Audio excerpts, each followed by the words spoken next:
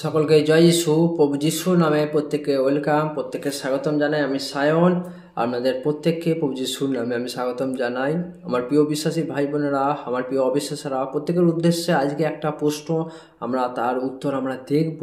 সেই প্রশ্নটা খুব কমন, যে অনেকে যীশুখ্রিস্টকে নিয়ে অনেক কিছু বিতর্কিত মন্তব্য করে, অনেক ভুল ধারণা বা ভুল চিন্তাভাবনা আছে। তো সেই ভুল প্রশ্ন বা ভুল চিন্তাভাবনা থেকে বা ভুল কমেন্ট বা বিতর্ক বা ডেবিট যাই বলেন না কেন, সেই জায়গা থেকে আমরা এই সংক্ষিপ্ত ভিডিওর মাধ্যমে বা এই শর্ট ভিডিওর মধ্যে একটা প্রশ্ন তার উত্তর আমরা বলবো, আপনাদেরকে বলবো।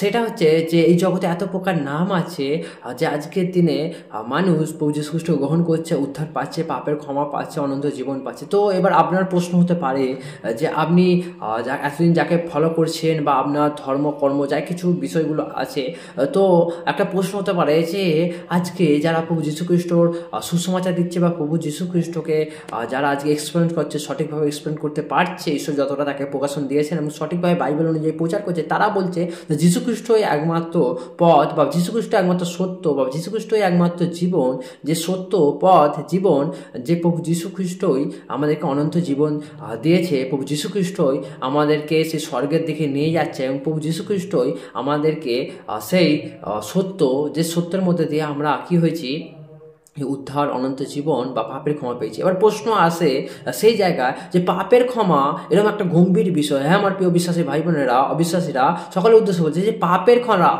ক্ষমা আপনি যে কোনো জাতি ধর্ম থেকে হন না কেন, এটা কোনো বিষয় নয় বা এখানে কোনো জাতি ধর্মের বিষয় নয় বা আমি কোনো ধর্ম প্রচারক নয়। এখানে বিষয়টা আসছে পাপের ক্ষমা। তো পাপের ক্ষমা পেতে গেলে যীশুখ্রিস্টর কাছে কেন আসতে হবে এবং যীশুখ্রিস্টই কেন যে পাপের প্রায়শ্চিত্ত বা যীশুখ্রিস্টই কেন যে পাপের ক্ষমা দিয়েছেন, আর অন্য কেউ তো দিতে পারতো বা অন্য নামও তো সেখানে আসতো, কিন্তু যিশু নাম কেন, যিশু নাম কেন বা যীশুখ্রিস্টই কেন যে পাপের আমাদের ক্ষমা দিতে সক্ষম হয়েছে, বা উনি ছাড়া আর কেউ পাপের ক্ষমা করতে পারেন না। তো এত বড় একটা, এত ভয়ঙ্কর একটা কথা আমি বলে দিলাম। হতে পারে আপনার খারাপ লাগতে পারে, বা হতে পারে আপনি আমার বিতর্ক করতে পারেন, বা আমার সমালোচনা বা আমার নিন্দা বা আমাকে অপমান বা আমার কথাতে আপনি রেগে যেতে পারেন, কিন্তু আপনাকে মাথায় রাখতে হবে আপনি যাই কিছু করুন না কেন, সত্য সত্য। যদি 99 জন মিথ্যা কথা বলে এবং একজন সত্য কথা বলে, তার মানে এটা নয় যে 99 জন মিথ্যা কথা বলছে মানে ওইটা হচ্ছে সত্য হয়ে গেল না। সত্য সর্বদা সত্যই থাকে, চিরন্তন। সত্য সর্বদা সত্যই থাকে, সত্য চিরন্তন। কিন্তু মিথ্যা যদি সেখানে পরিমাণ বেশি হয়ে যায়, মিথ্যা থাকে, সেটা আমাদের বুঝতে হবে। আপনি বিশ্বাস করুন বা নাই করুন, আপনি কাকে নিয়ে চলবেন আপনার পার্সোনাল বিষয়, কিন্তু আপনাকে সত্যটা জানতেই হবে। কারণ সত্য এটাই, যেইটার মধ্যে সত্য আছে, যেটার মধ্যে প্রমাণ আছে, যেটাতে আমরা বিশ্বাস করেছি এবং সেটা 100% সত্য, এটা হচ্ছে যীশুখ্রিস্ট। সেটা হচ্ছে যীশুখ্রিস্ট। কারণ যীশুখ্রিস্ট এই জন্যে পাপের ক্ষমা দিতে সক্ষম হয়েছেন বা পাপের ক্ষমা দিতে পেরেছেন, আর অন্য কোনো নাম নেই, শুধু যীশুখ্রিস্টর নাম। এই জন্যে কারণ সব জায়গাতে আমরা যেটা দেখেছি যে কোথাও না কোথাও কিছু ভুল আছে, কোথাও না কিছু মিথ্যা আছে, কোথাও না কোথাও কিছু না কিছু গণ্ডগোল আছে। মানে জগতের মধ্যে এমন কোনো ব্যক্তি নেই, আপনাদের ভাষায় এমন কোনো ঈশ্বর নেই যে সে যে বিনা পাপে বা একটাও মিথ্যা কথা বলেনি বা একটাও কিছু খারাপ কিছু করেনি। মানে এক কথায় বলতে গেলে 100% পবিত্র জীবনযাপন করেছে। কেউ করেনি শুধুমাত্র প্রভু যীশুখ্রিস্ট ছাড়া। তো প্রভু যীশুখ্রিস্ট যখন 100% পবিত্র জীবনযাপন করছেন এবং সেই জন্যে উনি সক্ষম হয়েছেন বা উনি পেরেছেন পাপের ক্ষমা দিতে। আমার প্রিয় বিশ্বাসী ভাই বোনেরা, এটা খুব গম্ভীর বিষয়, এটা হালকা হিসেবে নেবেন না। কারণ বাংলা একটা প্রবাদ আছে, পাপ কোনোদিন বাপকে ছাড়ে না।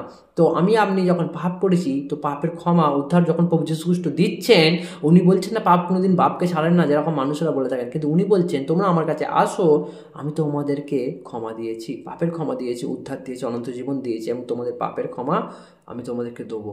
তো উনি অলরেডি করে দিয়েছেন এবং যে আসবে সেই পাপের ক্ষমা পাবে। এবং উনি কেন এটা বলতে পারছেন, তার কারণ উনি এই জন্য বলতে পারছেন যে উনি 100% পবিত্র জীবনযাপন করেছেন। আমার প্রিয় অবিশ্বাসী ভাই বোনেরা, সকলের উদ্দেশ্যে বলছি যে পাপের ক্ষমা সেই করতে পারে যে 100% নিজে আগে পবিত্র হয়, যার মধ্যে কোনো দাগ নেই, যার মধ্যে কোনো কলঙ্ক নেই, যার মধ্যে কোনো মিথ্যা নেই, যার মধ্যে কোনো ছলনা, যার মধ্যে কোনো কিছু খারাপ নেগেটিভ পয়েন্ট পর্যন্ত নেই।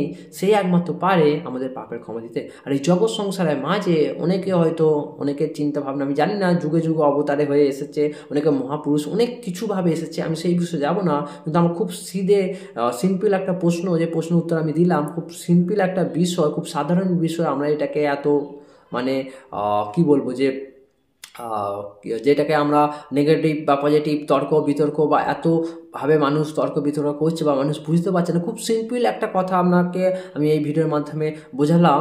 সেটা হচ্ছে যে কেউ যে 100% পবিত্র জীবনযাপন করতে পারেনি, একমাত্র প্রভু যীশু খ্রিস্ট 100% পবিত্র জীবনযাপন করেছেন, সেই জন্যে উনি আমাদের কি করেছেন, পাপের ক্ষমা দিয়েছেন।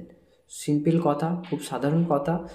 আপনার যদি মনে হয় এমন কোনো ব্যক্তি আছে যে প্রভু যিশুর মতো জীবনযাপন করেছেন, তো অবশ্যই আমাকে জানাবেন, আমিও জানবো, আপনাদের কাছে শিখবো। কিন্তু আমি 100% শিওর এবং 100% কনফিডেন্স সাথে বলছি, প্রভু যিশুর মতো আর কেউ করতে পারেনি, প্রভু যিশুর মতো পবিত্র জীবনযাপন আর কেউ করতে পারেনি, প্রভু যিশুর মতো কুশে আর কেউ বলিদান হতে পারেনি, প্রভু যিশুর মতো কেউ মৃত্যুর পরে পুনর্জীবিত হতে পারেনি।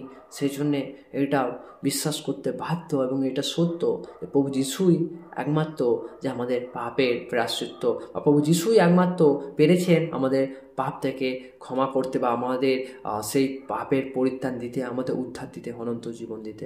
আমার প্রিয় বিশ্বাসী ভাই বোনেরা, ভিডিওটা কেমন লাগলো? আশা করি, আমি বিশ্বাস করি ভিডিওটা খুব ভালো লেগেছে এবং যে আপনাদের অনেক উপকারে আসবে, এবং আপনাদের সঙ্গে যারা তর্ক বিতর্ক করে আপনি তাদেরকে এই ভিডিওটা শেয়ার করতে পারেন। এবং আমি চাই অবশ্যই আপনারা শেয়ার করুন, লাইক করুন, কমেন্ট করুন, এবং অবশ্যই ভালো লাগলে আমার সাথে থাকবেন। ঠিক আছে?